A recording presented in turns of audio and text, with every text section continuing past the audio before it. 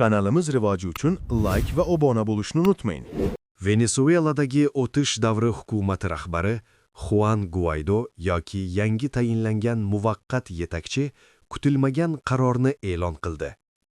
Nikolas Maduroning shaxsiy xavfsizligi va prezident gvardiyasi uchun mas'ul bo'lgan general lavozimidan ozod etildi.